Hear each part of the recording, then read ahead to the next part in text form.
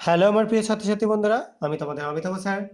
সবাইকে আমার YouTube channel practical and theory ক্লাসরুমে স্বাগত জানাচ্ছি।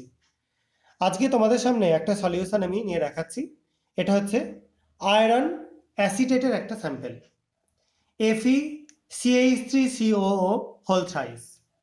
তো এই আয়রন অ্যাসিটেটে আমরা প্রথমে একটু ডাইলিউট অ্যাসিড যোগ করব এবং তারপর পটাশিয়াম ফেরোসায়ানাইড সলিউশন যোগ করে দেখব এর কি চেঞ্জ হয়।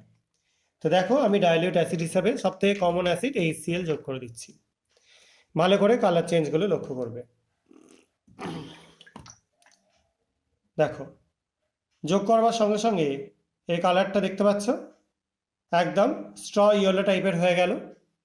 অর্থাৎ ফেরিক যেটা অ্যাসিটেট ফর্মে ছিল সেটা ডিজলভ হয়ে গিয়ে আবার ফেরিক ক্লোরাইড তৈরি করলো। এবার এর মধ্যে আমরা যোগ করব পটাশিয়াম থায়াসায়ানেট ফেরিসায়ানাইড সলিউশন। কালার চেঞ্জটা লক্ষ্য করো। এই কালার সবার খুব পরিচিত একটা কালার, প্রুসিয়ান ব্লু কালারেশন তৈরি হলো। এবং এটা থেকে আমরা বুঝতে পারলাম আয়রন +3 স্টেটে থাকলে অবশ্যই তারা এই পটাশিয়াম ফেরোসায়ানাইড সলিউশনে রেসপন্ড করবে। এটা ছাড়াও অ্যামোনিয়াম থায়াসায়ানেটেও করতে পারে, এটা আমি করে দেখালাম না আজকে, আবার কোনো না কোনো পরীক্ষায় সেটা করে দেখাবো। আশা করি যে তোমরা বুঝতে পেরেছো। কারো কোনো কনফিউশন থাকলে কমেন্ট সেকশনে লিখে জানাতে পারো।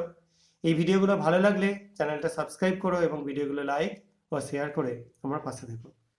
আজকের মতো এটুকুনি। সবাই খুব ভালো থাকবে, সাবধানে থাকবে। বাই।